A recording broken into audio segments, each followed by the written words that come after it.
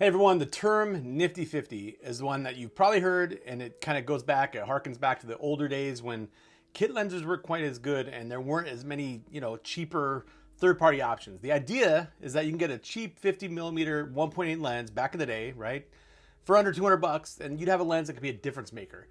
I think that this TT Artisan 56 millimeter 1.8 should be the Fuji X Systems Nifty 50 for under $180. 180 bucks. I think it's less than that, 168, less than $170. This 56 millimeter acts similarly to an 85 millimeter lens on full frame, and it gives a relatively wide aperture, especially at that focal length of 1.8, and it gives us some nice background blur that's fun to play around with.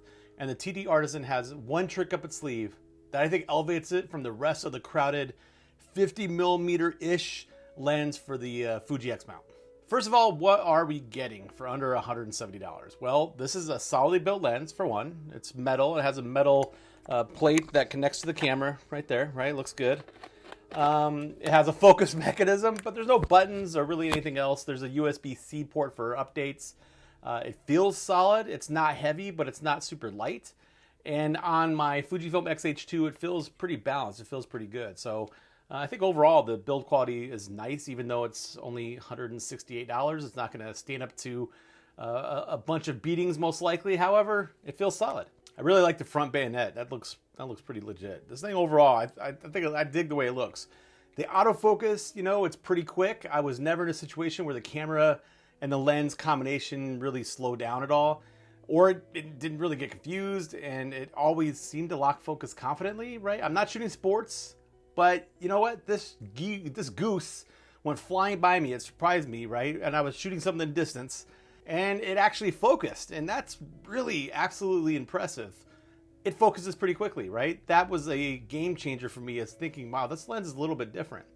The image quality is great generally. I didn't notice really too much ghosting and flaring, fringing, all that stuff. I would say that the image quality is very impressive for an under $200 lens. Every shot you see here, it was taken at f1.8, right? Because when you get a 1.8 lens, you want to shoot it at 1.8 sometimes. And I actually like shooting it almost all the time. But a lot of times on these kind of cheaper lenses, the image quality is not that great. But the first time I went out to take photos with this, I was really surprised. Looking at the computer later, the images look really, really good. These shots generally all have a pleasing quality to them. They're sharp, but the focus transition from the blurry areas to the background is pretty decently smooth for a 1.8 on APS-C. Overall, the photos are really good. I really enjoy the photos that I've taken with this thing. And yes, it is spring here in Nebraska. I'm obsessively getting outside every single day almost to take photos of flowers and the growth that I'm seeing around. So sorry about the flower overload, but man, this lens really just renders things pretty. Check out this shot at 100%. The sharpness is fantastic. I can see each strand of the spiderweb here perfectly, and there's a ton of detail. This is with Fuji's 40 megapixel sensor, and I think it's to say that it works fine with the TT Artisan here. Kind of going back to the background blur, it looks really, really good. It looks fine to me. Sometimes it might be a little chaotic, right? If you're gonna spend more money and get the 1.2 version of this lens, right, the Fujifilm one, your background's gonna be quite a bit creamier and smoother. This photo could be an example of what this lens does. It's a little bit kind of tight, it's a little bit hectic, but I don't care. My audience for selling photographs is not other photographers.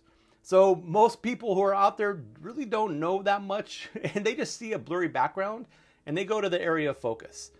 I think that this lens does a really good job making images look good, even at 1.8.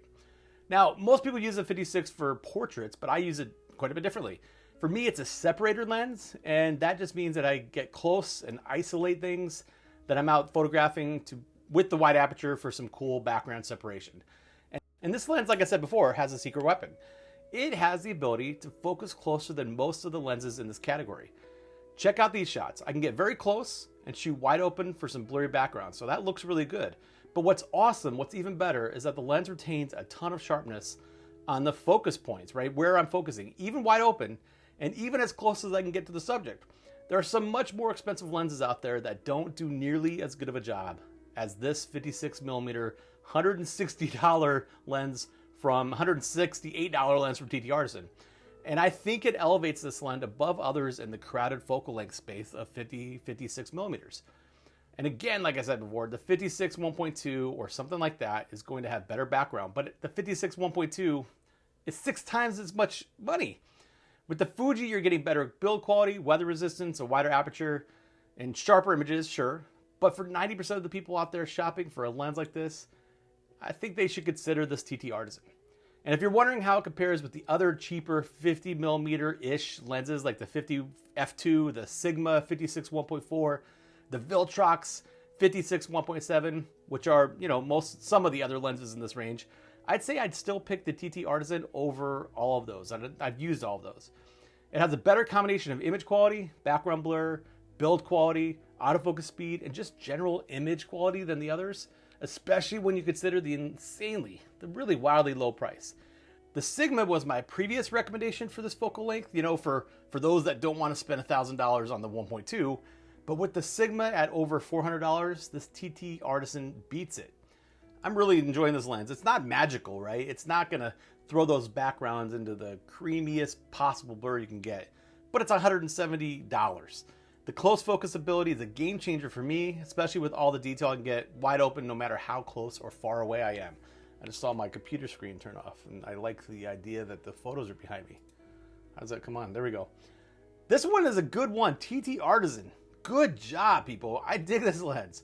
If anybody out there wants to check out the images without editing, I put some raw files in a folder that you can download for free. There's no catch, there's nothing. Hopefully you can download them and see how they would edit to your liking.